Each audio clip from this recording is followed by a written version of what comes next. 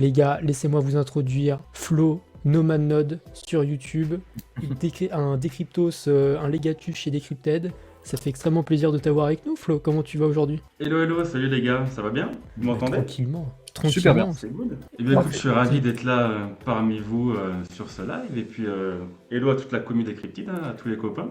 Et ça fait extrêmement plaisir. Tiens, Flo, dis-nous, avant de commencer les hostilités, qu'est-ce que toi tu fais? T'as une chaîne YouTube, t'es sur Decrypted, tu dois avoir un très très gros cerveau. Explique-nous, on veut tout savoir. Ah, tu veux que je te parle un petit peu de mon parcours Ouais, crypto ce et que tout tu ça? fais, Tu veux ce que tu fais toi. Ouais, bah écoute, je peux même commencer par une petite anecdote si vous voulez, les gars. Pour vous Oui, dire dans quand les est-ce histoires. que moi j'ai commencé en fait à rencontrer le mastodonte qui est le Bitcoin. Donc moi j'ai rencontré le Bitcoin, c'était en 2017. Et à cette période-là, j'étais vraiment à fond muscu, mais tellement à fond qu'en fait je me suis mis à prendre un coach et à faire des petites compètes de culturisme. Donc vous savez là, en Ah ouais. slip, à la Arnold, sur scène, à faire des doubles biceps. Donc ça c'était en 2017. Et du coup, compétitif, qu'est-ce que je faisais? Bah, je faisais un peu comme la majorité des gens, hein. Je prenais des bons petits produits anabolisants. Mhm. Et ah, j'ai pas du bruit pour Flo, d'accord, super, merci. Je prenais des produits anabolisants et donc un bon petit cocktail de testostérone, stéroïdes, etc. machin. Et ça, je les achetais sur des sites qui sont pas très légaux. Je rappelle quand même que ces produits sont pas légaux. C'était des sites qui étaient hébergés dans les pays de l'Est, etc. Tous ces trucs-là. Et un jour, ils se sont mis à proposer des paiements en Bitcoin. Et bien évidemment, quand ils te font 10 ou 20% de remise quand tu achètes pour 1000 ou 2000 balles de matos, bah, tu commences à t'y intéresser un petit peu, quoi. Voilà. Et donc du coup, j'ai suivi un petit peu à l'époque toutes les petites étapes qu'il fallait faire pour acheter du Bitcoin et puis les transférer, etc. Alors honnêtement, je me souviens plus du tout de ce que c'était de ces étapes-là. J'ai jamais réussi à retrouver mon wallet ou quoi que ce soit parce qu'à posteriori, ça m'a intéressé. Oh merde. Ok, il y aurait des petites bribes de Satoshi ou quoi que ce soit, mais pas du tout. Et du coup, j'ai suivi toutes ces étapes, mais moi, de ce que je me souviens très bien de l'époque, c'est qu'il y avait un gros encart rouge et il y avait écrit dessus ne surtout pas se planter en fait sur l'adresse de destination parce que sinon les fonds c'était dead, c'était fou. Donc du coup, moi j'ai fait ça voilà plusieurs fois, j'ai envoyé mes fonds en BTC, j'ai reçu mes produits, tout le monde était content, etc. Mais malheureusement, je me suis pas plus intéressé que ça, pardon. Et c'est con parce qu'aujourd'hui en fait j'aurais quoi, 2 bull runs dans les pattes, donc je serais bien meilleur que ce que je peux faire aujourd'hui.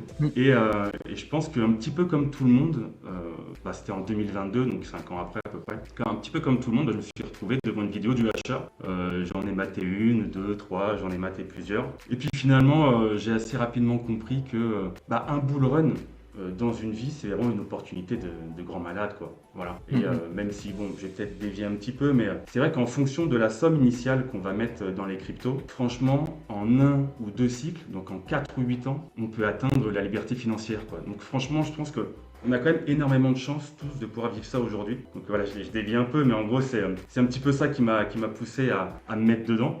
Et puis finalement, il y a un an, ouais, c'est à peu près ça, il y a un an, j'ai quitté mon job et donc j'étais commercial, quitté mon job de commercial pour me mettre à 100% en fait sur les cryptos. Donc qu'est-ce que je fais aujourd'hui?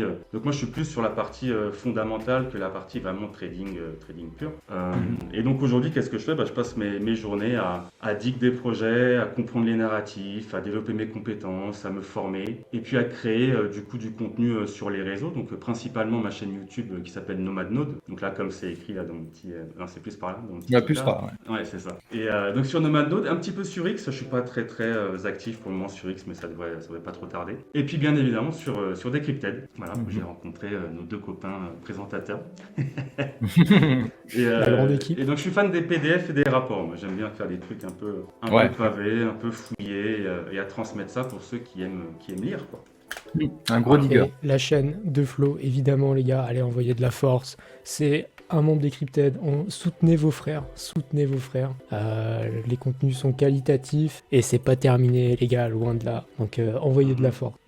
Mais du coup, t'es plus Bah, du spécialisé coup, RWA, c'est ça? En fait, j'ai pas fait exprès, grosso modo, c'est que quand j'ai commencé à dig, en fait, j'ai commencé à dig les RWA. Donc là, moi, franchement, ça fait pas si longtemps que ça que je vais vraiment chercher les projets. Je trouve que j'ai perdu pas mal de temps. Ça fait que 6 mois, 1 an que vraiment je vais fouiller les white papers, donc c'est quand même assez récent, tu vois. Et mes premiers white papers, c'était des RWA. Donc après, moi, quand je commence un truc, je suis assez binaire, quoi. C'est-à-dire que si je commence les RWA, je vais pas faire de l'IA, tu vois. Je passe comme ça de narratif en narratif. Et du coup, voilà pourquoi RWA, j'ai commencé par ça. Donc à force de revenir plusieurs fois dessus, je commence à en savoir un peu plus, quoi. Ouais, et puis peut-être ça te passionne parce qu'il y a plus de data que de l'IA, justement. L'IA, c'est pas tangible autant que les RWA. Ou est-ce que tu... Exactement, ouais. C'est vrai que, comme tu dis, les RWA, c'est tangible et c'est surtout que c'est lié en fait à la TradFi. Et moi, à la base, la TradFi, j'y connais absolument rien. Et donc, en fait, je me dis, quand je digue les crypto IA, finalement, c'est une pierre deux coups parce qu'il faut que je m'intéresse à la TradFi, tu vois. Et donc, voilà, c'est pour ça qu'actuellement, je passe pas mal de temps dessus. D'accord, ok. Eh ben écoute, c'est ultra intéressant. Comme ça, les gens te connaissent, savent qui est ce Legatus, ce membre clé chez Decrypted. Et aujourd'hui, Flo, on m'a dit, je ne connais absolument rien de ce que tu vas faire dans la prochaine demi-heure. Qu'est-ce que tu as préparé? J'espère qu'il y a un tour de magie, sinon, il n'y a pas d'émission. Ça va être compliqué. J'ai quand même l'impression qu'il n'y a plus de surprise là. Voilà, c'est ça. Donc effectivement, on va faire une bonne petite presse, je pense d'une petite demi-heure là sur le narratif RWA. Donc j'ai pas voulu faire une presse entre guillemets classique, c'est-à-dire avec avantages, inconvénients, landscape. Il y en aura forcément, on est obligé d'en parler, mais j'ai surtout voulu apporter un petit peu des idées qui sont nouvelles ou des informations qu'on peut pas avoir en faisant juste quelques heures de recherche par-ci par-là, quoi. Donc j'espère que les informations que je vais vous apporter déjà seront intéressantes pour vous, que vous ne l'aurez peut-être pas eu ailleurs, et que ça va vous permettre de mieux dig les narratifs et vos projets. Voilà, donc on va pas parler de projets réellement, il y aura des exemples, des trucs, des machins pour aider à la compréhension, mais principalement c'est le narratif au global, quoi. Voilà. Écoute, moi je suis trop bouillant. J'espère que tous ceux qui nous écoutent, que ce soit sur YouTube, sur X, et qui se sont bien sûr abonnés à la chaîne où ils sont prêts à écouter tout ça. Flo, c'est quand tu veux, tu peux partager ton écran que j'afficherai directement. Donc les gars, restez concentrés parce que vous allez sortir avec un cerveau comme gros comme... J'appuie pas sur présenter là, sur le bouton présenter là, si c'est ça, présenter, et après tu peux partager ton écran. Là, hop, coup, et je vais le mettre. voilà, on est tout bon. Oh. Ouais, moi je vais mettre la presse là en face, je le mets sur le côté. Putain, on sent que ça a bossé les graphiques. Ah ouais. On sent que c'est pas Joe qui fait les designs. Ah le bâtard.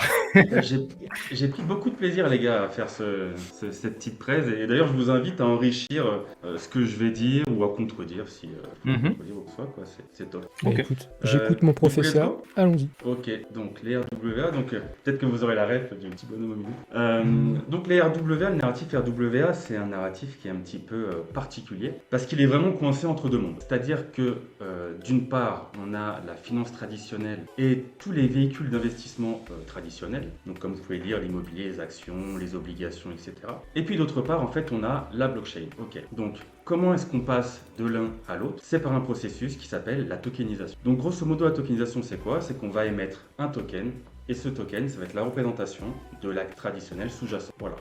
Pourquoi est-ce qu'on fait ça? On fait ça parce qu'en fait, il y a beaucoup d'avantages d'être sur la blockchain. Mais tous ces avantages-là, j'en parlerai un petit peu plus tard. Et l'objectif, en fait, ça va vraiment être de faire cohabiter au mieux ces deux systèmes, la blockchain et la TradFi, pour qu'en fait, tous les acteurs qui sont impliqués dans la démocratisation des RWA, dans l'expansion des RWA, ils puissent en fait finalement y tirer des bénéfices. Voilà, c'est vraiment le truc principal. Et donc grosso modo, comme vous pouvez le voir, il y a toute une partie des tokens RWA qui vont pas spécialement être décentralisés. Donc, c'est pas vraiment les protocoles RWA, c'est pas vraiment ça qu'on va aller rechercher, c'est pas forcément la décentralisation. Donc là, je parle bien des tokens qui sont porteurs de l'actif sous-jacent. Je parle pas des tokens qui sont émis par les plateformes. Donc ça peut peut-être paraître facile, simple à comprendre comme ça. Je dirais évident qu'il n'y a pas de décentralisation, mais je vais vraiment vous expliquer de façon philosophique et fondamentale pourquoi c'est compliqué la décentralisation. Et vous allez voir, c'est intéressant. Donc, un actif, que ça soit un actif traditionnel ou que ça soit un actif numérique, il porte en lui deux caractéristiques. Donc, il y a d'une part sa représentation. Sa représentation, c'est quoi? C'est tout simplement son essence économique. C'est répondre à la question qu'est-ce que c'est? Par exemple, si je vais prendre un logement, je vais dire qu'il est situé à Paris, qu'il coûte 600 € par mois, qu'il fait 60 mètres carrés, qu'il a un balcon, etc., etc. Si je prends une obligation, par exemple une obligation d'État, je vais dire que c'est une obligation des États-Unis avec un coupon, donc ça veut dire un taux d'intérêt qui est égal à 5% et qui a une maturité de 5 ans. Si c'est un actif numérique, comme un token, je vais dire qu'il est fongible, qu'il est transférable, échangeable, etc. Voilà, donc tout ça, c'est vraiment la partie de la représentation. De l'autre côté, on a la propriété. La propriété, c'est quoi? C'est la légitimité. C'est répondre à la question à qui est-ce que ça appartient? D'accord. Et pour répondre à cette question, il faut 3 facteurs. Le tout premier facteur, c'est quoi? C'est que cet ensemble, cet actif, avec la représentation de la propriété, il faut qu'il soit inscrit en fait dans un registre. Et que dans ce registre, il y a un consensus. Donc qu'est-ce que c'est le consensus? C'est tout simplement, c'est l'accord partagé de plusieurs parties sur l'état d'un registre. Donc le consensus, en fait, dans le monde traditionnel, comment ça se passe? C'est une série de contrats et qui est appliqué finalement par les tribunaux. Sur la blockchain, bon, je pense que vous le savez, sur la blockchain, le consensus, comment il se passe? Donc c'est un réseau distribué de nœuds et il est appliqué par les machines. D'accord. Et le troisième point, c'est quoi? C'est qu'il faut qu'on ait un système ou un mécanisme qui va venir gérer les litiges. Vous allez comprendre où je vais en venir juste après. Un RWA on-chain, en quoi il est vraiment particulier, c'est qu'en fait, il possède en lui deux représentations et deux propriétés. Et du coup, tant que les créanciers, donc les créanciers, c'est quoi? C'est ceux à qui on doit de l'argent. Par exemple, c'est une banque quand elle émet un prêt, l'emprunteur il a une dette et pour la banque c'est une créance. Ou moi quand je vais investir dans une obligation, pareil, je vais prêter de l'argent, on m'en doit, c'est une créance. Donc tant que les créanciers exigeront un recours juridique en cas de défaut de paiement, en fait les marchés des capitaux ils seront toujours soutenus par une application physique et ça c'est ce qu'on appelle la couche de violence. Donc la couche de violence c'est quoi? C'est les huissiers, c'est la police, etc., etc. Donc là, déjà il y a ça, il y a toute la couche de violence, mais en plus de ça, dans tous les projets RWA, il y a soit du KYC, de la custody, de l'authentification, etc. machin. Et donc tout ça fait que le token qui est vraiment porteur du RWA sous-jacent, comme il ne peut pas se déconnecter du monde réel et de toute cette partie-là qui est centralisée, il est fondamentalement, philosophiquement, centralisé. Je ne sais pas si c'est très clair un petit peu toute l'explication. Je pense qu'on l'a. Mais du coup, voilà, c'est ça, c'est qu'ils sont assez particuliers parce qu'en fait, fondamentalement, on ne peut pas se déconnecter du monde réel. Donc j'ai pris deux petits exemples comme ça. Par exemple, moi, demain, si je veux investir dans une fraction de Rolex, j'ai envie que d'une part, cette Rolex, elle ait été authentifiée pour être sûr qu'elle soit legit. Et puis d'autre part, j'ai quand même envie que ça soit pas le Gugus du coin qui la conserve, mais un intermédiaire de confiance, quoi. Donc voilà, ça oblige d'avoir des intermédiaires et du coup, cette centralisation. Deuxième point, c'est un petit exemple avec un vrai exemple réel, c'est avec Centrifuge. Je crois que je t'en avais parlé rapidement, Tom, la dernière fois. Alors, je vais vous expliquer de façon un peu simplifiée parce que c'est plus compliqué que ça. Mais en gros, sur Centrifuge, il y a un des tout premiers pools de prêts où il y a eu des défauts de paiement. Et en fait, l'asset manager, donc la personne qui gère tous les transferts d'assets entre le monde réel et puis la blockchain, l'asset manager, actuellement, il est en procédure juridique en fait avec les emprunteurs qui se sont fait liquider leur société pour récupérer du coup des fonds. Donc ça se passe dans un tribunal à Sydney en Australie pour récupérer des fonds et rembourser du coup les prêteurs sur la plateforme de Centrifuge. Voilà. D'accord. Ça je savais pas. Donc là concrètement, voilà, je vous parle vraiment du token qui est porteur de l'actif. Il ne faut pas faire l'amalgame, c'est pas le token qui est émis par les plateformes. Absolument. Parce que du coup, Centrifuge, pour ceux qui connaissent peut-être pas, c'est... Alors tu m'arrêtes si je me trompe évidemment Flo, mais c'est une plateforme qui permet donc où les gens vont aller déposer de la liquidité et le protocole lui en contrepartie fait justement ce chemin monde réel, monde fictif entre guillemets et va aller prêter cet argent à des entreprises, bref, des gens qui ont besoin de fonds et besoin d'emprunter. C'est un peu ce bridge là Centrifuge, c'est ça? Exactement, de toute façon je vais en parler un petit peu plus loin parce que je l'ai repris en exemple pour de la titrisation, parce que Centrifuge concrètement ce qu'il fait c'est pas comme Maple des prêts et emprunts, il fait vraiment le processus de titrisation. Donc ça, je vous en parlerai du coup un petit peu plus. Mais si je peux ajouter un truc, je trouve que en fait on a le même problème avec tout ce qui est prêt sur la blockchain, genre AAV. En fait, on est toujours obligé de surcollatéraliser, pas comme dans la vie réelle où on peut sous-collatéraliser collatéralisé, parce qu'on n'a pas cette couche de violence on-chain. On peut pas aller venir te chercher, Exactement. quoi. Mais et du coup, C'est c'est ça. vrai que c'est un cas très particulier, ouais. Je comprends. Très intéressant. Et c'est pour ça que c'est décentralisé, ouais. Et tu vois, là, c'était récemment, cette semaine, j'avais repris quelqu'un, mais gentiment, hein, sur X, parce que je trouve qu'on utilise tous un petit peu à tort et à travers de dire, voilà, tel protocole RWA est décentralisé. Par exemple, Maple, c'est des prêts et des emprunts décentralisés. Bah, je suis pas trop d'accord. C'est-à-dire qu'ils utilisent une infrastructure décentralisée de base qui est la blockchain pour émettre des prêts. Mais le protocole en lui-même, il y a des intermédiaires qui sont les délégués de pool, il y a du KYC, il y a machin, tu peux pas être décentralisé. Enfin, c'est-à-dire que la décentralisation, la centralisation, il faut le voir vraiment sur un axe, comme un axe là horizontal. On n'est pas soit décentralisé, soit centralisé. On est quelque part entre les deux en fait. Et du coup, je trouve que les projets RWA, ils sont plus du côté centralisé que décentralisé. En fait, le projet AVE, il serait plus à droite qu'à gauche. En fait, les projets RWA, est-ce que c'est pas juste des avantages technologiques plus que des avantages philosophiques comme on en parle souvent, tu vois? Parce qu'il n'y a aucun Exactement. avantage philosophique en fait, en soi. Voilà, de toute façon, vous allez voir, je fais une petite démonstration un peu Ouais, du projet Centrifuge, où effectivement c'est ça, les institutions viennent pour gagner plus d'argent, en fait, ils foutent de la décentralisation concrètement, on s'entend. Bien sûr. Donc, Ok. donc voilà pour cette petite partie-là. Et dans le futur, à quoi est-ce qu'on peut s'attendre en fait dans le futur? On peut s'attendre à ce qu'il n'y ait plus aucune distinction en fait entre le monde réel et puis le monde de la blockchain et que les deux fusionnent. C'est-à-dire que finalement, quand d'ici quelques années, je sais pas, 3, 4, 5, 10, 15, quand on parlera de RWA, en fait, ça sera obligatoirement sur la blockchain. On ne fera plus aucune distinction. Voilà. Et donc, pour qu'on ne fasse plus de distinction, il faut que toutes les différentes juridictions, tous les pays, tous les États reconnaissent les tokens RWA comme des actifs aux porteurs. C'est-à-dire qu'ils portent en eux des droits, des obligations, des protections, en fait, directement, qui soient vraiment régulés. Et donc ça, c'est la première chose. Et puis la deuxième chose, c'est que les développeurs, les entrepreneurs, les porteurs de projets continuent d'insérer des nouvelles formes de garantie et de protection dans les smart contracts et qui soient supérieures à ce qu'on connaît aujourd'hui dans le monde juridique traditionnel. C'est-à-dire qu'on puisse se passer en fait en cas de problème de toute la paperasse, le temps administratif, l'argent qu'on va mettre sur les avocats, etc. etc. Voilà.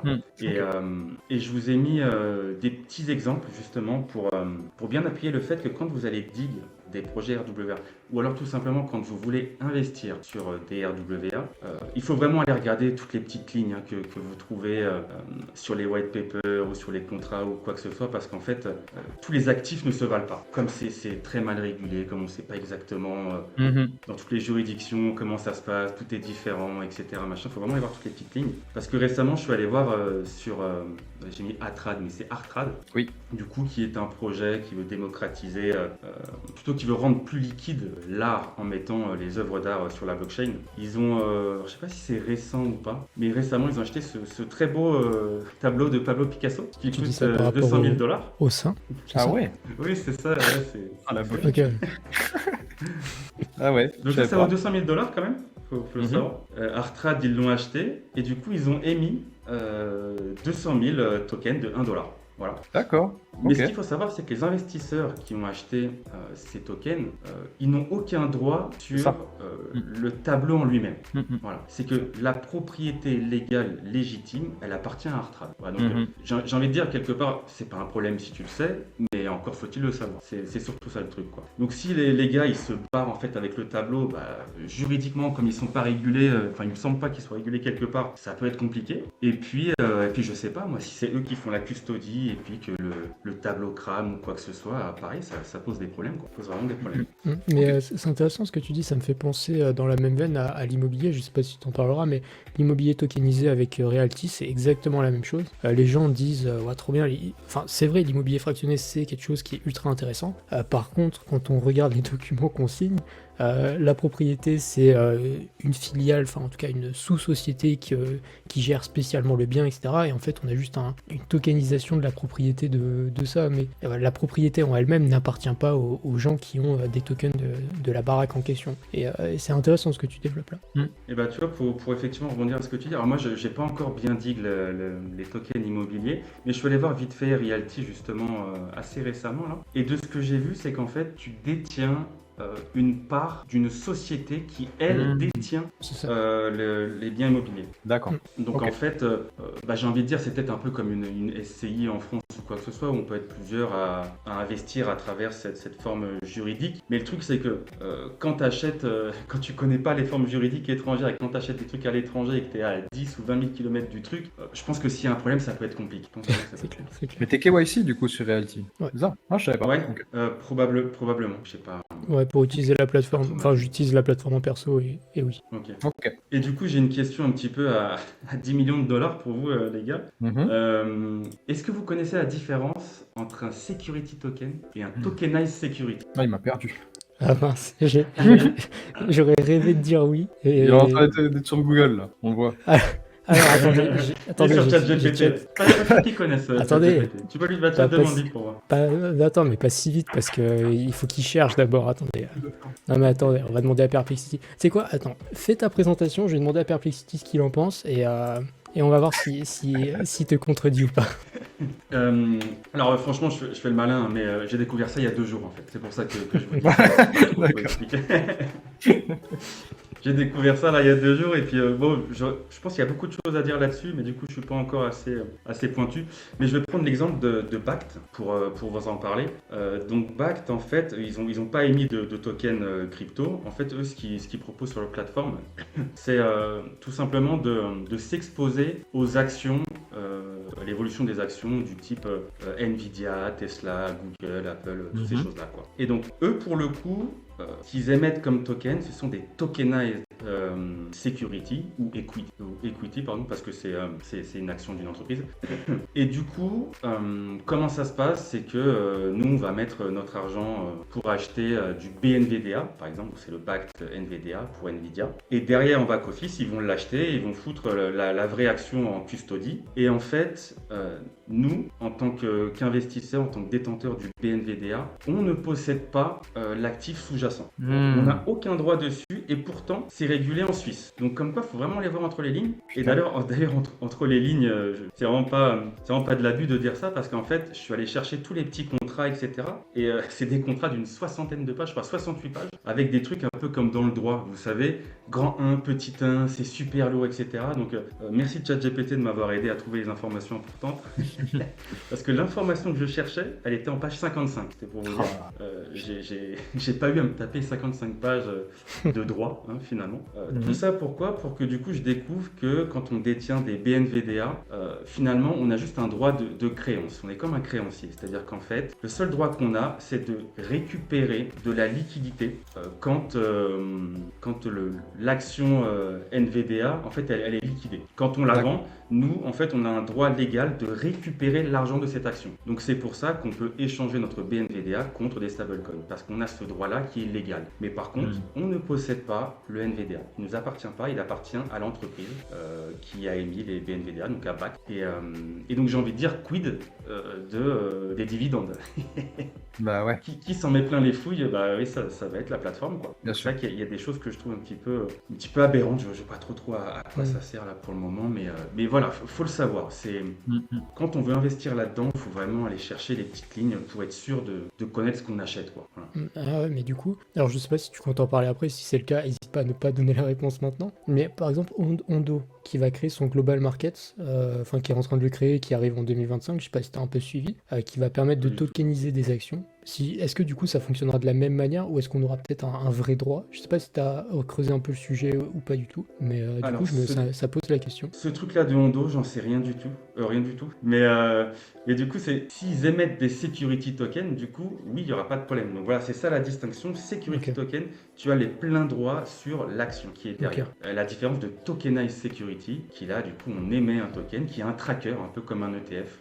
Ça reproduit le cours, mais tu n'as rien d'autre, quoi. Tu n'as pas accès à ce qui est derrière, intéressant. quoi. Ok. Voilà. Très très D'accord. Ok, donc là ce qu'on a vu en fait, donc c'est toute la partie obstacles juridiques, légales, réglementaires, etc. mais que ça soit pour le token porteur de RWA ou le token émis par la plateforme, il y en a d'autres, des obstacles à surmonter avant d'avoir une adoption un peu plus conséquente. Et donc je vais peut-être pas aller en détail dans tout cela parce qu'en général on les connaît un peu, mais par exemple l'interop, donc ça c'est commun à plusieurs narratifs, à plusieurs blockchains. Et ce qui est chiant en fait, c'est que ça fragmente un peu les liquidités sur toutes les différentes blockchains qui ne parlent pas forcément entre elles. Et puis ça défonce aussi l'expérience utilisateur, quoi. Voilà. La composabilité, donc ça c'est quand même ultra important, c'est le fait de pouvoir utiliser les tokens dans la DeFi et du coup de pouvoir accéder à des rendements plus complexes, plus intéressants, notamment par des prêts, emprunts, mettre en collatéral, etc. Les normes, donc les normes c'est un vrai enjeu dans les RWA, mais bon, c'est surtout qu'en fait si on a une norme qui est peut-être commune ou plus utilisée, etc., ça va permettre quand même aux développeurs et aux entreprises en général de s'appuyer sur une infrastructure qui est déjà éprouvée et qui du coup leur coûtera normalement moins cher. Tout ça, l'objectif, et puis surtout qui est compliant, quoi, qui est en accord avec la loi de toutes les juridictions. Migration, accès des données, donc ça c'est le rôle des oracles. Donc, qu'est-ce qu'on va demander aux oracles? C'est qu'ils nous donnent de la data qui est fiable et le plus souvent possible, grosso modo, donc dans les smart contracts. La gestion des actifs à grande échelle, alors ça peut-être que théoriquement on le sait, mais grosso modo aujourd'hui on n'a jamais testé, on ne peut pas savoir si tous les milliards de transactions qu'il y a dans la finance traditionnelle et toutes les émissions qu'il y a dessus, eh bien c'est supportable par la blockchain, quoi. Pour le moment, ça n'a jamais été testé. Ensuite, la sélection adverse. Donc la sélection adverse, c'est un peu particulier.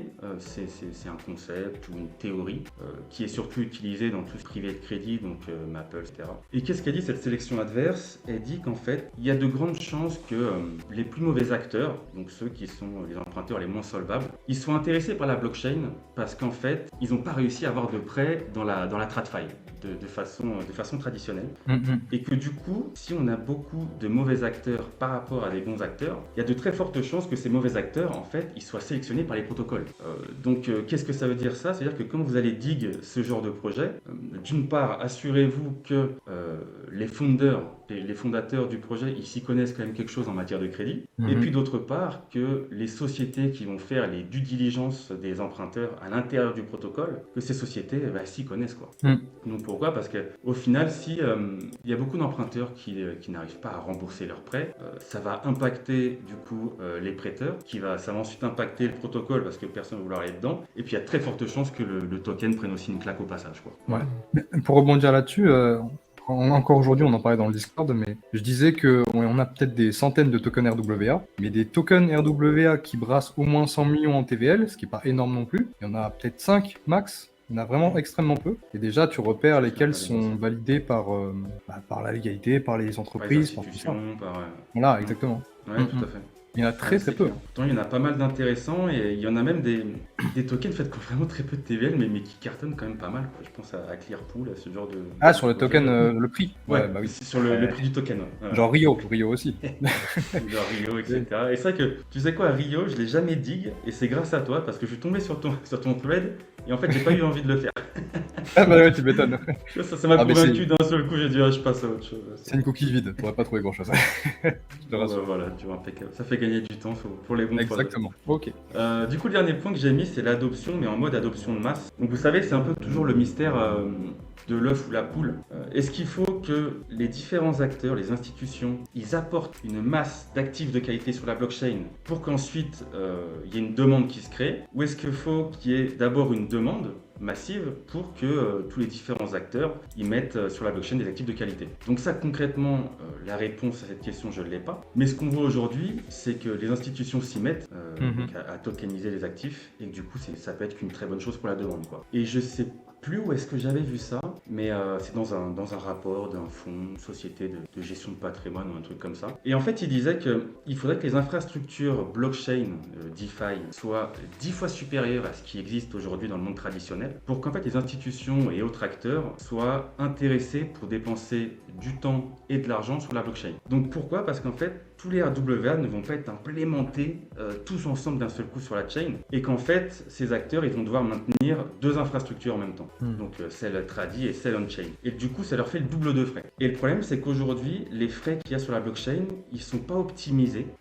En fait, les frais comme je mets là, de la stack institutionnelle, donc toute la pile institutionnelle qui sont la custody, l'authentification, les exchanges, etc. Les frais sont encore un peu élevés pour eux parce que la blockchain ne bénéficie pas encore de toutes ces dizaines d'années de concurrence qu'il peut y avoir dans la TradFi et qui finalement ont attiré vers le bas les frais des services, quoi. Voilà. Donc ça, c'est un frein actuel. Et puis, en plus, en ce moment, ce qui est les frais les plus bas, c'est souvent là où tu as la sécurité la plus basse. La sécurité est sur Ethereum, mais Ethereum c'est trop cher. Et peut-être que dans 5 ans, on aura des L2 qui auront une très bonne sécurité et qui seront vraiment pas chers. Même Ethereum d'ailleurs. Mais c'est vrai que là, Ouais, sur c'est Solana, clair, tu vois, tu vas pas mettre ta sécurité sur Solana ou ce genre de truc. Peut-être un jour. C'est ça, et puis du coup, des custodies, des trucs, des machins, il n'y en a pas encore à l'appel, quoi. Donc je pense qu'ils doivent pouvoir mettre les frais qu'ils veulent, les frais de garde qu'ils veulent, Eh ouais. et de gestion des actifs, etc. Mhm. Donc voilà. Ok. Mais donc j'ai parlé là un petit peu de tout ce qui est la partie obstacle, mais on se doute bien que si les institutions sont sur la chain, c'est qu'il y a un potentiel. Et donc justement, voilà, excellente transition. Le potentiel titanesque. Donc là, je vous fais part en fait de deux petites idées vraiment qui sont miennes, parce que moi j'estime vraiment que ce narratif il est assez ouf et vraiment. La première chose, c'est que déjà, on a pu remarquer que depuis un an, donc depuis les derniers pumps là, depuis les premiers pumps pardon de octobre 2023, il y a une dizaine de tokens RWA qui ont performé, voire même surperformé finalement des tokens de l'IA. Il y a eu des x10 et plus en fait qui sont partis, qui ont retracé, mais qui n'ont pas forcément tant retracé que ça. C'est-à-dire qu'ils sont quand même restés à x3, x4 ou x5 de leur range initial d'il y a un an. Donc qu'est-ce que ça veut dire ça? C'est-à-dire que vraiment c'est des tokens qui sont restés forts. Et pourtant le narratif, je montrerai un petit peu après, il n'est pas encore très développé, quoi. Donc comme exemple, je vous ai mis quelques logos pour ceux qui ont les refs. Et le deuxième point, moi qui me rend vraiment bullish par rapport à ce narratif-là, c'est qu'en fait, tout est déjà là. C'est-à-dire que là, si vous regardez autour de vous, en fait, tout est RWA. Donc il y aurait juste à les prendre et à les réenregistrer sur la blockchain. Et le truc, c'est que ce sont des actifs qui sont déjà connus, qui ont déjà un marché et qui ont déjà de la demande. Donc en fait, pour moi, sur le papier, quand l'étincelle elle va prendre, ça peut être très rapide et vraiment très massif, quoi. Ça peut être monumental, hein, l'adoption des RWA. Moi j'ai une question, parce que c'est un truc qui me trotte pas mal dans la tête. Tu vois, Build par exemple, ça a été juste tokenisé par BlackRock sur Ethereum, ça a été minté. Pourquoi? Imaginons demain, tout est légal, tout est reconnaissable, parce que de toute façon il y a une signature de wallet, donc il y a ce qu'il faut pour que ce soit légal. Pourquoi est-ce qu'on aurait besoin de protocole finalement? Pourquoi est-ce que tout le monde n'irait pas juste minter son token, et puis après on aurait des DEX pour les partager, machin, comme dans la vraie vie, dans la TradFi, tu vois? Est-ce qu'on a vraiment besoin de protocole pour nous mâcher le travail? Voilà, tu me poses une Ouais, colle. pardon. On sera deux à pas Parce que dormir. du coup, parce que je comprends pas. Si tu le fais toi-même, ah oui, et tu t'envoies ça genre en peer-to-peer comme ça, tu veux dire? Non, je veux dire, Je comprends pas imagine, trop je le suis, truc. je suis une entreprise capitalisée, tout est légal, je peux juste mint mes actions, comme le ferait un tiers parti, tu vois. Soit moi je le mint, ou soit un tiers parti le mint du gouvernement, ou je sais pas quoi, enfin un truc légal, directement sur la blockchain, et après je peux échanger comme un meme coin, comme un token. En fait, pourquoi j'aurais besoin des protocoles? Là, j'ai l'impression que les protocoles, ils sont là parce que justement, il n'y a pas la légalité nécessaire. Mais une fois qu'elle sera là, je sais pas, tu vois, si je peux aller sur Uniswap et trade des ETH contre des Nvidia, pourquoi j'irais sur Maple, tu vois? Enfin, Maple, il fait pas ça. Ouais, ou peu importe, de toute façon. Ouais, je vois ce que tu veux dire, mais je pense que si ça doit arriver, à mon avis, les institutions vont plutôt construire en interne leur infrastructure, en fait, parce qu'il faut quand même qu'il y ait une porte d'entrée quelque part, comme un hall d'entreprise, quoi, tu vois ce que je veux dire? C'est-à-dire que, je sais pas, tu vas chez BlackRock, tu vas sur leur site internet, et en fait, ils ont construit en interne leur protocole où tu peux acheter et revendre finalement des tokens RWA, quoi. Je pense que ça serait plus un truc comme ça D'accord. qui existerait, mais qu'aujourd'hui ils le font pas. Pourquoi? Parce qu'en fait c'est des frais. Bon, c'est pas comme si c'était des problèmes de frais, mais comme je disais tout à l'heure, ça prend du temps en fait. Il faut dédier une équipe à ça. Et il faut tout faire en interne, alors qu'aujourd'hui, je pense qu'ils gagnent beaucoup plus de temps, vu la forte concurrence qu'il y a. Ils gagnent beaucoup plus de temps en fait à passer par des sociétés, par exemple comme Tokeny, qui s'occupent tout simplement d'enregistrer ton RWA sur la blockchain et ensuite de les émettre, quoi. Tu vois? D'accord. Ok. Je pense que c'est ça. Après, c'est juste une réflexion perso pour te répondre, je sais pas. Ouais, très intéressant. Voilà. Donc je vais vous expliquer par plutôt un petit schéma pourquoi je suis ultra bullish et que sur le papier ça peut être hyper explosif. Donc ça vient de CoinGecko qui ont fait ce petit truc là. Et en fait, si vous prenez là le grand carré, c'est le market cap total des RWA traditionnels, donc des actifs traditionnels. Si on prend ici, là, le tout petit carré de ce grand carré, Oh, c'est chaud. c'est le market cap total des RWA en incluant les stablecoins. Putain. Si on prend le petit carré du petit carré, c'est le market cap global des RWA on-chain en excluant les stablecoins. Donc, qu'est-ce que ça veut dire? C'est-à-dire que déjà, de 1, bravo à nous tous parce qu'on est hyper early. Et de 2, qu'est-ce que ça veut dire? C'est-à-dire que le potentiel, c'est énorme. Mais Juste énorme. cette image, tu l'as pas partagée sur X? Je pense que tout le monde aimerait la voir. Elle est incroyable. Ouais. Non, effectivement, ouais. je l'ai pas encore partagé ce truc-là, mais moi, enfin, le truc est visuel, c'est extraordinaire. C'est trop bien. C'est trop bien. C'est assez beau. Ah ouais. Et je pense que les gens sous-estiment vraiment. J'ai une vidéo qui arrive aussi sur le RWA chez Coin Academy. Et j'ai eu la même data et j'étais en mode, mais attends, mais comment ça? Genre, la vraie TVL RWA, c'est genre 8 milliards, tu vois. Et genre, il y a littéralement rien. T'as 2 stablecoins qui sont l'USDT, l'USDC. Et genre, ça, il y a juste ça qui existe. J'étais en mode, bah attendez. C'est grave, il faut plus de trucs, ouais. s'il vous plaît. Ouais, Et surtout que tout ça, ça existe déjà, il n'y a même pas à créer, quoi. C'est ça qui est fou. Mm. Il y a même pas Et à puis, créer. cette TVL, quand même, elle a énormément augmenté ces 2 dernières années. Avant, c'était. Donc, c'est quand même très récent, quoi. Elle a fait x4 Ouais, depuis x4 l'année dernière. L'année dernière. Ah ouais. je crois que ça fait 3 ans qu'ils qu'ils arrivent à intégrer exactement le même nombre de TVL, de RWA sur la chain, quoi. Qu'ils intègrent D'accord. le même nombre. Ça n'a pas pumpé vraiment plus là en 2024 qu'en 2023, qu'en 2022. Et c'est Ok. pour ça que c'est encore hyper. Mais c'est Justement, linéaire. j'avais le graphe là, mais je l'ai pas mis. Ouais, c'est pour le moment, c'est linéaire.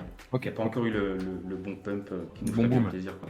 Ouais. C'est ça. Ok. Donc pour continuer un petit peu sur tout le potentiel du narratif, donc je vous ai mis d'une part donc, les avantages de la blockchain qui viennent contrecarrer du coup les inconvénients du marché tradi. Mais là pareil, je vais pas les expliquer tout cela parce qu'en général on les connaît, puis de toute façon il suffit de lire pour comprendre finalement. Mais je vais aller plutôt finger pointer sur les 2 points qui sont en rouge. Pourquoi? Parce que bon, on le sait, la blockchain, grâce à la blockchain, il y a moins d'intermédiaires et du coup le fait qu'il y ait moins d'intermédiaires, ça permet d'avoir des frais qui sont réduits.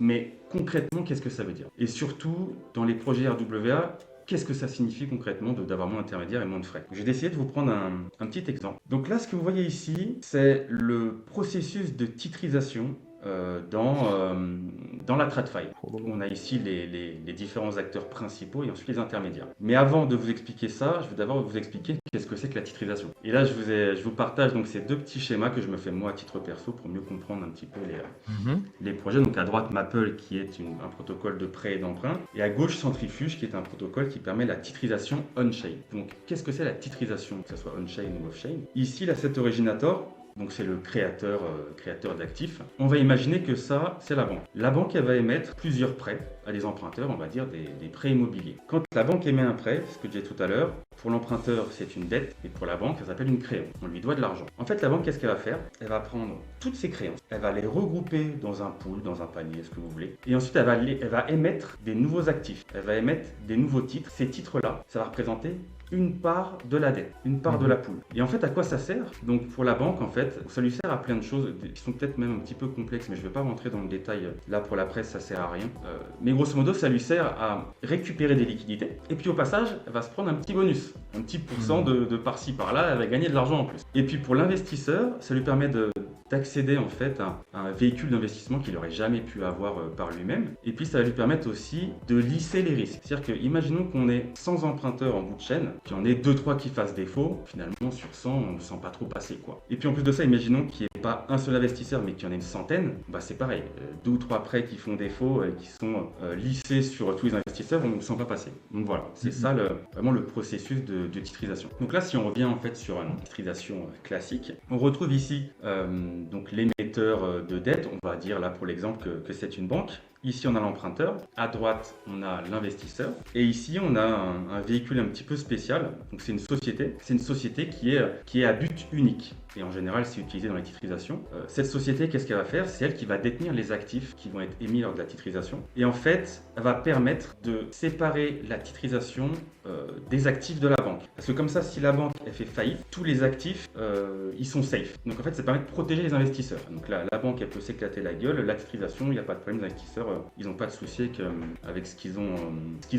Voilà. Mhm. Donc là, on a les 4 acteurs principaux et ensuite on a toute une armada d'intermédiaires qui vont à chaque fois tirer un petit pourcentage pour l'utilisation de leurs services. On va avoir quoi, des agents de paiement, asset managers, de la custodie, donc de la garde d'actifs, des agents de calcul, on paye même des sociétés pour faire des reporting. Alors c'est ça qui est drôle, c'est que sur la blockchain, il y a juste à tirer gratuitement les informations.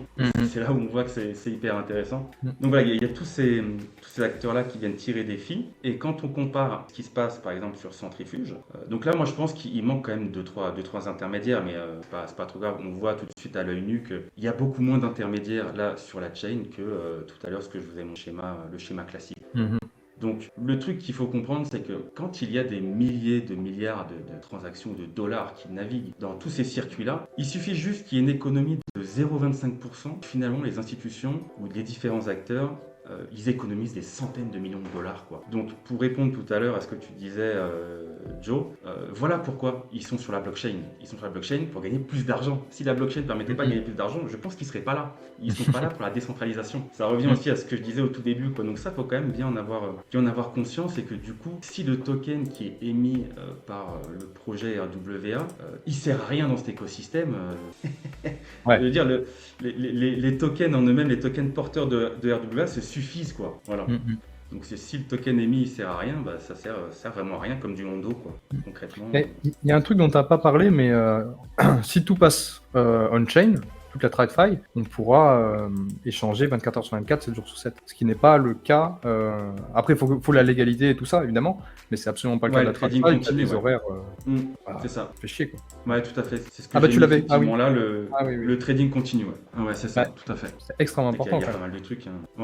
Ouais, carrément. Mais j'étais tombé sur les trucs, je crois qu'ils se posaient la question pour mettre ça aussi en continu sur la finance traditionnelle, mais je sais pas où en sont ces discussions-là. Hein, par peur de ne pas pouvoir suivre. Peut-être, ouais. J'avais vu passer un truc, ouais. Donc, ils n'ont pas encore confiance en la blockchain aussi. Quand ils auront confiance, peut-être ça. Ouais. Tout à fait, ouais. Ouais, c'est ça, mais de toute façon, ça arrive au fur et à mesure, quoi. Il y a nos comptes-gouttes, parce qu'effectivement, c'est pareil, il y a des gros sous derrière. Donc tu mets pas d'un seul coup, t'arrives pas comme un bourrin. Ah oui, c'est ça. Ouais, c'est compréhensible. Donc pour continuer sur un petit peu tout ce paysage d'avantages, etc. de la blockchain, des RWA, du narratif, tout ce dont je vous ai parlé depuis le début, tous ces actifs traditionnels qui sont déjà existants et qu'on va venir réenregistrer sur la blockchain, on va dire qu'en fait ce sont des actifs de renaissance, c'est-à-dire qu'ils sont déjà là et on va les réenregistrer sur la blockchain. Mais en fait, la blockchain va permettre aussi l'émergence de tout nouveaux actifs qui n'auraient jamais pu exister sans son existence, en fait, sans cette technologie-là. Et on va dire que ce sont des actifs de naissance. Et je peux vous citer 2-3 exemples. Il y aurait par exemple des prêts adossés à de la puissance de calcul et il y aurait des obligations de DAO.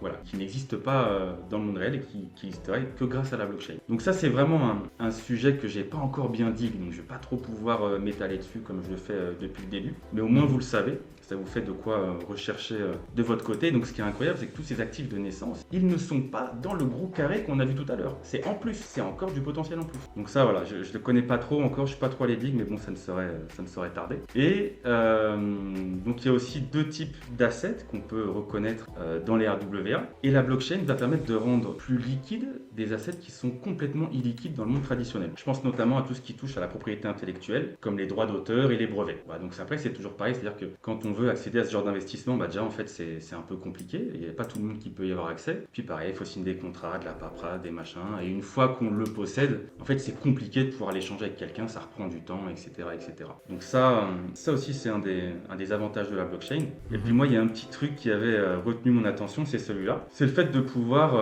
investir, posséder du temps de créateur de contenu. Donc je vous ai fait un petit, donc je vous laisserai lire ça peut-être par la suite, je sais pas s'il y a une rediff ou quoi. Bien sûr. Mais je vous ai fait un petit graphe. Je me suis mis dans la peau en fait d'un directeur d'un média crypto polycréateur et je me suis dit bah tiens, je vais acheter quelques heures de tokens de création de vidéos de Tom, quelques heures de tokens de création de thread de Joe. Je fais pareil avec un monteur vidéo, je fais pareil avec un community manager. Et donc déjà ce qui est cool, c'est qu'en achetant le token, j'ai pas à passer du temps à échanger avec eux, à négocier un truc, un machin, j'ai juste à acheter le token. Et puis, une façon tout à fait simple de les utiliser, c'est de leur demander justement voilà, de créer quelque chose. Et au final, je les mets tous en relation et puis j'arrive à avoir du contenu sur mon média crypto. Bon, bah, ça c'est la première chose. Ensuite, qu'est-ce que je pourrais faire d'autre? En fait, finalement, je pourrais échanger des tokens de Tom ou Joystar, donc déjà entre eux, avec d'autres créateurs, et puis aussi contre du BTC. Et imaginons qu'il y en ait un des deux ou les deux qui connaissent une hype de malade,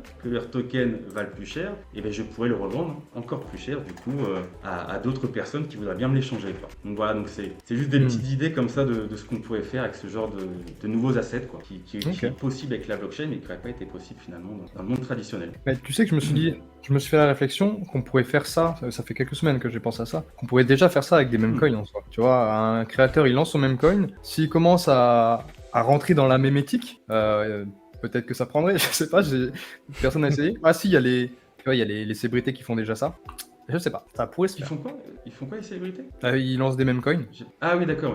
Oui. Et Oui, donc- mais après, ouais, ça représente rien de. Non, de ça plus, représente quoi, rien derrière. de. Mais comme ton cas à toi, il n'y a rien qui est représenté directement aussi. Enfin, il y a personne Bah pour. là, en fait, c'est un token, ça serait 1 heure de création de contenu, quoi. Ah, d'accord. Ah, ok. Et ouais, ah oui, peut-être que j'ai mal C'est pas que expliqué, par le mais travail. genre là, Ah, tu pardon. vois, Ouais. ça serait 1 heure de Tom, 1 heure de Tom, 1 heure de Tom. Et là, pareil avec toi, quoi. Ce serait vraiment Ah oui. 3 jetons de chaque, quoi. Rien à voir. C'est Ok, ça. d'accord. Ok. J'ai pas suivi. Du coup, pour finir avec toute la partie potentielle, etc. Donc ça, ce sont des prédictions qui ont été réalisées par 6 cabinets de conseil, de gestion, etc. Ou même peut-être des fonds. Des prédictions pour 2030 pour le market cap global des RWA. Et là, si je prends en fait le cas le plus bearish, non plutôt l'organisation la plus bearish qui est là, et le cas le plus bearish, c'est déjà 2 trillions de dollars. C'est-à-dire que Putain. d'ici 6 ans, on serait à x10. Et je parle que du cas le plus, voilà, le Mais plus ils bas. prennent en compte les stables ou pas? Ouais, je pense qu'ils prennent en compte les stables. Ok. Je vais lire vite Je fait pense la chose, aussi, peut-être qu'elle a la réponse. Non, ça parle pas de stablecoin. Non, je pense que là, c'est que c'est les stablecoins quand même. Ouais. Ok. Mais bon, c'est le cas le plus bas, quoi. Le plus bas, ouais. Donc voilà, et donc comme il y a un potentiel, vraiment il y a un potentiel de malade, il y a plein d'acteurs qui veulent récupérer un petit peu leur part du gâteau, quoi. Donc il y a le premier acteur, ce sont ceux qui créent des normes de tokens. Donc vous voyez avec représentation, propriété, etc.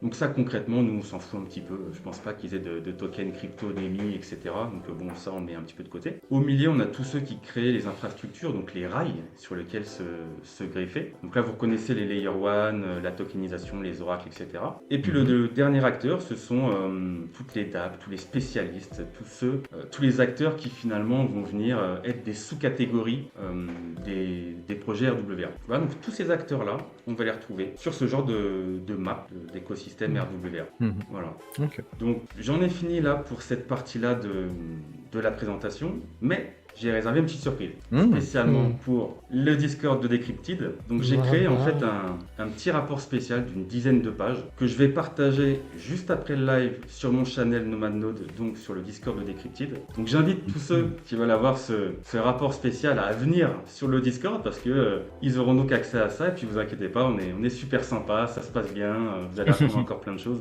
On mord pas. Ouais.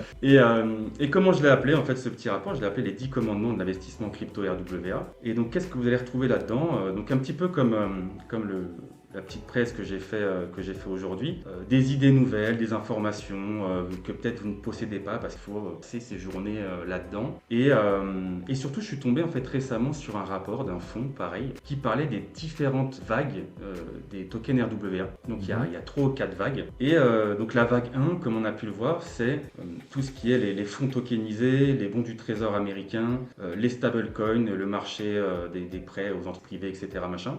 Mais il y a 2-3 autres vagues qui risquent d'arriver, en tout cas qui sont prévues. Et donc j'en parle dans ce rapport-là. Donc ça va vous permettre finalement de vous positionner early dans les prochains RWA. Et puis de continuer en fait à comprendre de manière plus précise, plus intensive ce narratif des RWA. Et donc voilà, donc là-dedans j'y apporte aussi pas mal de choses perso, des petits graphes, des petits schémas, des interprétations. Donc voilà, je le mets à disposition du Discord dès la fin de ce live. Génial. Ah bah j'ai regardé.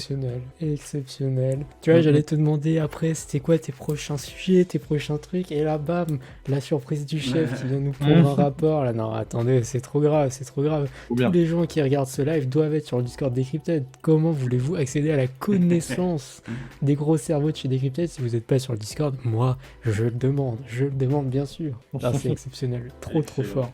Donc, ouais, Ça donc là, parlait- vraiment, j'ai partagé vraiment des trucs qui demandent des heures et des heures de recherche parce que je sais qu'on peut pas tous être à temps complet. Et du Bah coup, ouais. l'objectif, c'est vraiment voilà, de pouvoir partager avec passion toutes nos petites découvertes et nos interprétations qui sont les nôtres, quoi. Donc ça en fait vraiment partie. Bah, j'ai très très hâte de voir ça en tout cas. Ça risque d'être très très lourd. La présentation était vraiment clean, ça fait un bon Ouais. support. Voilà, quelqu'un qui débute, machin, putain, le RWA c'est quoi, qu'est-ce que c'est, machin. Bam, regarde ce qu'on a fait avec Nomad Node, mon pote. Et ouais, et bam. Tout de suite, gros cerveau qui se développe et ça fait extrêmement plaisir. La présentation, j'espère qu'elle a plu aux gens qui écoutent le live parce qu'elle est, pour moi, vraiment ouf. Ça permet vraiment de tout comprendre, quoi. Eh ben merci, c'est sympa. Ouais, c'est vrai que j'espère qu'elle a plu, que les gens ont appris, tous les copains de Decrypted ont appris des choses. D'ailleurs, bah, vous nous le direz dans le Discord. Je veux bien un petit retour là-dessus. Si ça vous a plu, ça serait cool peut-être pour améliorer pour des prochains, quoi que ce soit. Ça peut être super sympa. Ça parlait d'origination, origination qui n'est pas la TVL, parce que c'est vrai que moi j'ai toujours pris les 650 millions de centrifuges comme de la TVL. Alors il y a une différence entre les 450 millions de chez Maple et ces 650 millions là. Alors, je sais pas, c'est c'est ce un que tu dune montres là là. ou c'est autre chose? Alors pour Ouais. moi, Oui, il y a- l'origination, en fait, c'est la création. C'est pas pareil. C'est pour ça qu'en fait, c'est toujours constant. C'est qu'ils Ouais. prennent à chaque fois qu'il y a un acteur ça qui va créer un pool, hop, il l'ajoute. Et donc à chaque Ouais, fois qu'il y a la un nouveau TVL, pool est c'est créé, ça. hop, il l'ajoute. Mais il est backé La par rien. TVL, Voilà.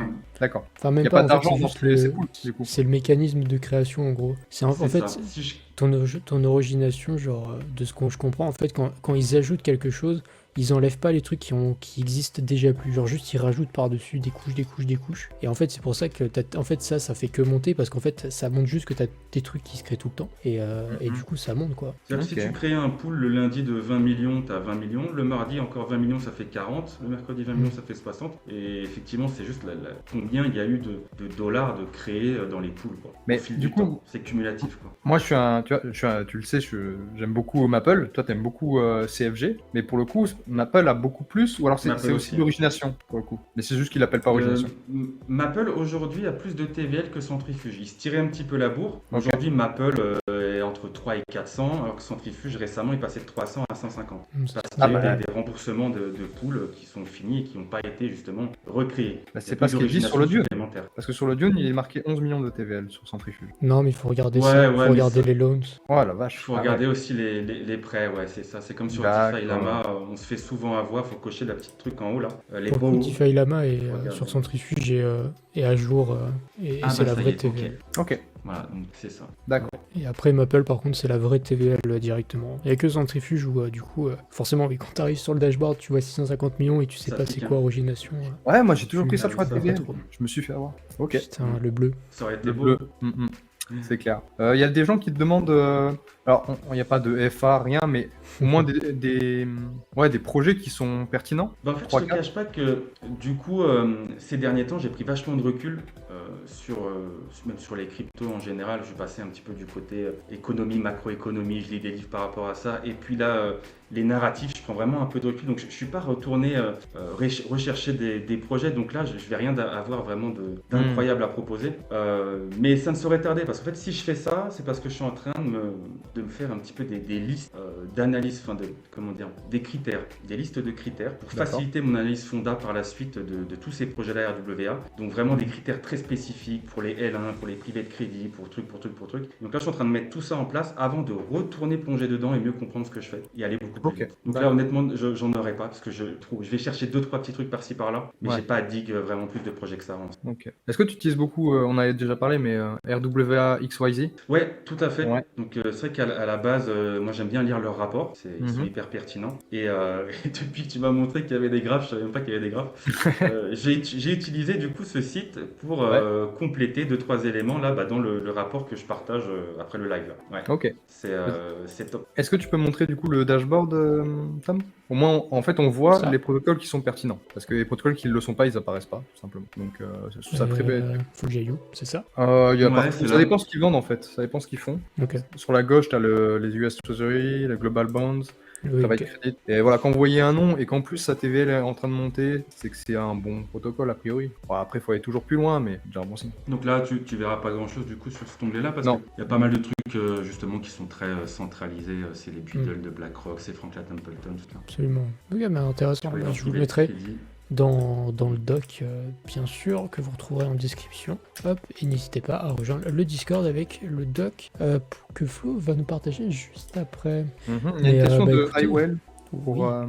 Flo. Hop, c'est celle-là. Est-ce qu'on peut vraiment regarder la TVL pour juger de la pertinence d'un projet? Quand je dis que c'est le premier truc que je regarde, c'est vraiment important comme donnée. Alors, oui, ça l'est, mais comme on est de toute façon dans un marché de la hype, c'est pas parce que tu as une grosse TVL que ton projet, que ta crypto, elle va cartonner, quoi. Oui. Mais c'est quand même un très bon indicateur dans le sens où ça montre qu'il y a quand même des acteurs qui sont intéressés pour participer au projet. C'est surtout ça.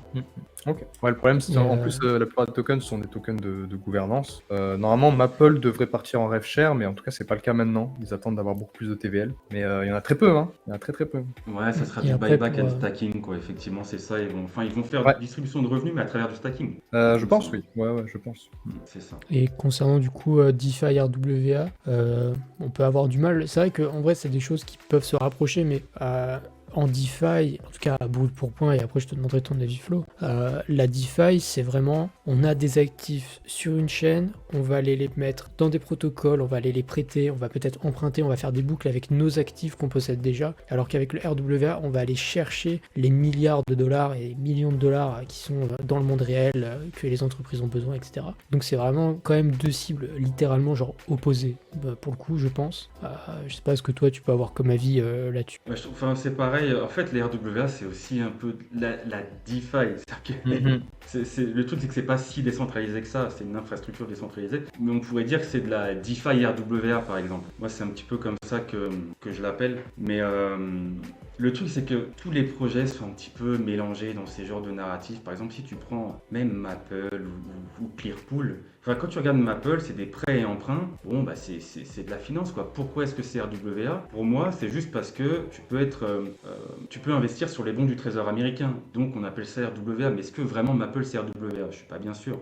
Clearpool, c'est pareil. Clearpool, c'est des prêts et emprunts sans collatéral. Bon, bah, c'est full de la DeFi, quoi. Honnêtement, je vois pas du tout ce que c'est d'autre. Et c'est pareil, à un moment donné, en fait, tu peux être exposé à un pool qui est lié à des stablecoins. Et donc, pour moi, on appelle ça RWA parce qu'il y a ce pool de stablecoins. Mais sinon, un vrai projet RWA, pour le coup, c'est Centrifuge, qui lui est complètement asset agnostique. Tu fous ce que tu veux en NFT, en collatéral sur la chaîne. Et ça, pour moi, c'est un vrai projet RWA. Les autres, c'est de la DeFi RWA, mais DeFi entre guillemets, comme je disais au début, quoi. Ok. C'est surtout ça. Donc, j'ai j'ai une- pas de réponse vraiment. L'un, c'est l'un et l'autre, c'est l'autre, quoi. C'est un peu mélangé, quoi.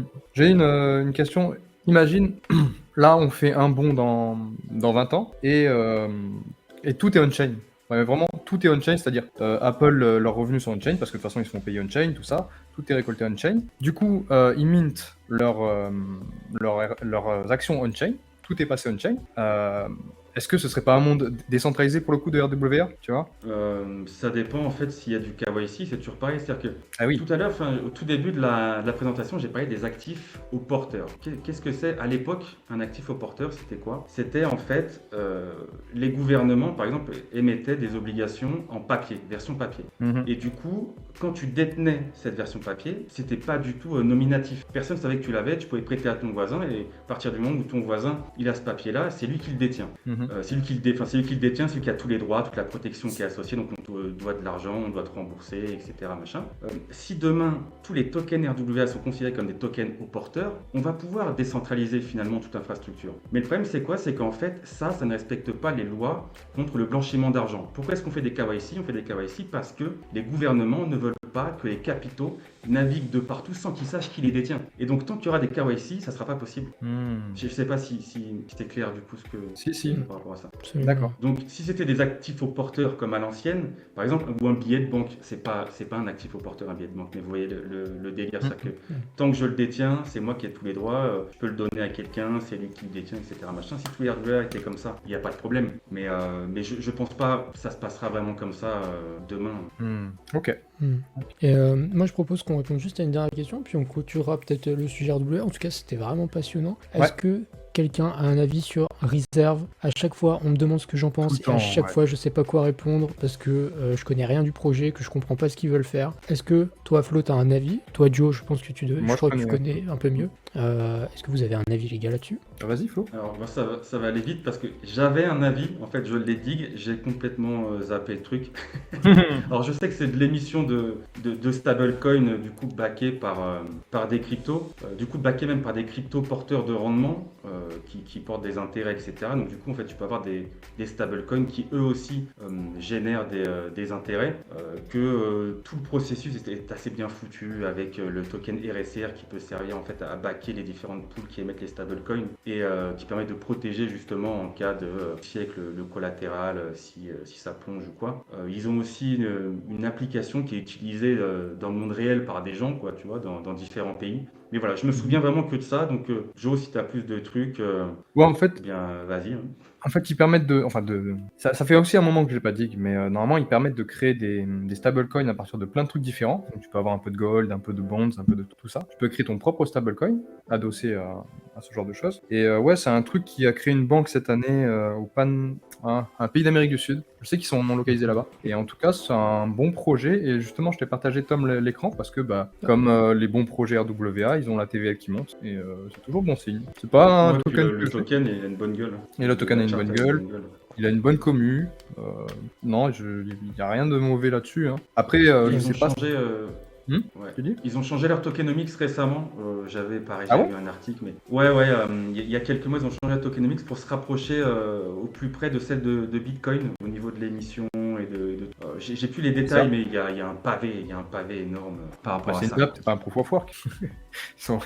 Non, mais au niveau des émissions. Ils vont pas faire Au des niveau des halvings. émissions. Je sais plus ce qu'ils ont dit, mais. Ah, s'ils font des halvings, je vais les insulter. Ça n'a aucun regarder. sens. Oh non, oh non, Ah pas non, c'est encore. Oh non, arrêtez. Non, je regarderai du coup parce que peut-être c'est intéressant. Ouais, Mm. je te retrouverai Bon, le lien, ouais. Volontiers. Projet correct. Projet correct. Est-ce que j'y Un des ai meilleurs. mis? Non, parce qu'il y en a trop. Mais pourquoi pas? Pourquoi pas? Ça se défend alors. Mais je crois que c'est ça, c'est ce qu'il dit Highway, c'est que tu peux créer ton ETF toi-même en fait. Enfin, tu mets ce que tu veux dedans et après ton stablecoin il est adossé à ça. Voilà. Après, j'ai jamais essayé. Je sais pas si c'est tant utilisé, mais en tout cas, il y a de la TVL. Bah écoutez, messieurs, dames, je vais clôturer le sujet RWA. Flo, merci infiniment pour ta présence Ouais. et pour tes contenus que tu partages. Quelqu'un de discret, mais Yes. quelqu'un de très efficace dans ses présentations, messieurs, dames. Attention, ça fait très très peur quand Flo il fait des contenus, les gars, faut pas fade. Ça fait extrêmement plaisir de t'avoir sur Decrypted, de t'avoir eu en live, et j'espère que les gens vont apprécier la rediff, cette petite capsule, cette grosse capsule RWA, et encore plein de choses à venir, j'imagine. Yes, exactement. Bah, merci beaucoup en tout cas les gars de m'avoir reçu, de m'avoir permis de faire presse comme ça en live. C'est un super exercice en plus, j'aime beaucoup. Et du coup on se capte sur le Discord. J'envoie le doc tout de suite là dans la foulée. Ah, génial. Bah écoute, Merci ça beaucoup. fait extrêmement plaisir. Merci encore pour ta venue, et à Yes, très très ciao les vite. décryptides. Ciao, bien. ciao. Yes. Merci Ciao, les gars. Bye. Ciao. Bye. Bon, bah, Mama. c'est sympa. Mama, regardez ce poulet sur Decrypted, on vous fait une capsule d'1 heure sur le RWA alors qu'on n'aime pas ça, Ouais. si on n'est pas bien gentil quand même. J'ai appris plein de trucs. En vrai, j'ai Oh, vraiment envie de c'était m'intéresser. Hein. C'était Quand- ouf. quand tu Je suis regardes presque le- réconcilié avec le RWA. Ouais, grave. Quand tu regardes la Ça reste grandeur des- du marché, tu te dis, putain, le potentiel. Ah quoi. ouais, mais ça reste des tokens de cons, mais quand Ouais, c'est ça. si les mecs s'y mettent. En vrai, le moins de projets RWA qui rentrent avec un token un peu différent et un peu cool,